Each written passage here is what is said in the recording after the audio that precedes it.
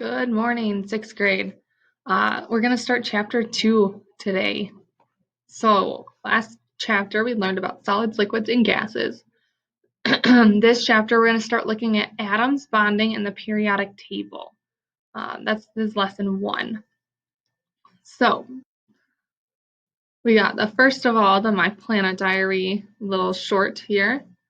And this one's actually going to be, sorry, my bubble's giving me a hard time. This one's going to be about elemental effects, which is actually going to be about fireworks. I love fireworks. Okay, many people enjoy fireworks displays. Did you know that chemistry plays a big part in the beauty and the noise? The different colors and effects produced depend on the properties of the elements in the chemical compounds used in each firework rocket. These compounds produce smoke, color bursts, loud noises, or a combination of these effects when they are detonated. The table below lists some elements found in the compounds used in rockets. It shows the effects these elements produce. I have that table below here for you. So I know these are a lot of big words and you really don't know what they are yet. So these are some chemical elements, or over here there's a couple of them. So strontium is going to have an effect of red color. Barium is going to be green color. Copper is blue. Sodium is yellow. Magnesium or aluminum is white. Potassium or sodium actually produce a whistling sound. And then potassium and sulfur, so a combination, produces white smoke. So maybe, I know that fireworks are over right now, but if you think about it, next time you see some fireworks, maybe look for those colors and can kind of say, oh yeah, I remember that this element makes that color. Okay. Excuse me. So our 2 key questions for today: what is a model of the atom, and what determines an element's chemistry? So I'm going to move my bubble again. So atoms are really small, which makes studying them hard. At the center of the atom is a tiny, dense nucleus containing protons and neutrons. Surrounding the nucleus is a cloud-like region of moving electrons. And then it says most of an atom's volume is the space in which the electrons move, which is huge compared to the space taken up by the nucleus. So if we think they're really, really small and their volume is the space in which the electrons move, and that's huge compared to the nucleus must be super, super, super tiny. All right, so here's an example of an atom. So here it is in a little small, and that's still probably smaller than that. But so it says there, here's the cloud of electrons around it. And then you have the nucleus, which is this main part, made up of protons and neutrons. So the greenish ones with pluses are protons, and the bluish ones that don't have anything are neutrons. So this is obviously a blown up picture, but just think it's still smaller than that. Okay, so what about the particle charges of an atom? So an atom is neutral, so the protons have a charge of +1, and the electrons have a charge of e to the negative or -1. And then it says neutrons are 0. So because the protons are +1 and the electrons are -1, that makes the atom neutral. All right, so what about comparing particle masses? So electrons balance protons charge for charge, like we just talked about, +1 and -1, but not in mass. So a proton and a neutron are about equal in mass. And mass is described in the mass unit of atomic mass units, so AMU. Okay, and then we have an atom's atomic number. So every atom of an element has the same number of protons, and each element has a unique atomic number. So, some more words here. The number of protons in a neutral atom equals the number of electrons, like we just talked about. They equal each other out. The electrons of an atom are found in different energy levels. Those at higher energy levels have higher amounts of energy. Valence electrons. those electrons of an atom that have the highest energy. And then they're involved in chemical bonding. So when two chemicals combine, two or more. The number of valence electrons in each atom helps determine the chemical properties of that element. So in order to figure that out, you can draw an electron dot diagram. So this includes the symbol for the element surrounded by dots, and each dot stands for one valence electron. So here, let me move my bubble again. We have hydrogen, which only has one valence electron. An element can have between 1 and 8. So hydrogen has 1. Carbon down here has 4. So when you draw those dots, you would draw 1 on each of the 4 sides, and then you would start over if you need to get to 8. Okay, so hydrogen has 1, carbon has 4. Oxygen up here has 6, so you see they started 1 on each spot, and then they added 1 each and 2 more spots. And then neon has 8, so it has 2 on each of its 4 sides. So what is bonding? Bonding helps atoms tend to be more stable if they have 8 valence electrons, such as neon, argon, krypton, and xenon. So that's what bonding does. It helps them to be more stable by combining with another element or more.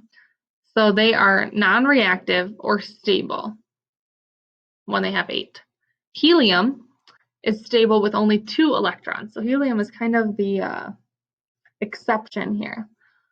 Atoms tend to form bonds so that they have 8 valence electrons and become more stable. When bonding, electrons may be transferred from one atom to another or shared between the atoms. Chemical bond, the force of attraction that holds atoms together as a result of the rearrangement of electrons between them. So let's look at these elements now. So here's a picture of the periodic table. This is out of your book that I have here. So the metals are blue. So all these blue ones are the metals. Non-metals are orange. Metalloids are this little zigzag here of green. And the noble gases are group 18. So this far right side. So these aren't non-metals, but they're also noble gases, okay? So I'll talk about it more on the next one, but I want to show you it here. So you have groups, which are the columns. So you have 1 through 18. And then there are periods, which are the rows, so 1 through 7. Okay? So the periodic table of the elements. It gives you information about the valence electrons in atoms. It is organized into rows called periods and columns called groups. And like I just said, 7 periods and 18 groups. And then it goes in order by increasing atomic number. So if we go back, hydrogen has the lowest atomic number. And then these ones, which actually haven't been named yet, have the higher atomic numbers. The number of valence electrons increases from left to right. Each period ends with an element with 8 valence electrons, except for period 1. So why is that? Let's look back again. So we have 1, 2 for period 1, which is why helium only has 2 valence electrons. But here, if we count, we have 1, 2, 3, 4, 5, 6, 7, 8. Okay, so it just starts from the left side and works its way to the other side. And then we have 3 through 12 here. Those ones are actually different, and we're not going to talk about those today. So the number of valence electrons those have and how they work is different, which it says too in a little bit.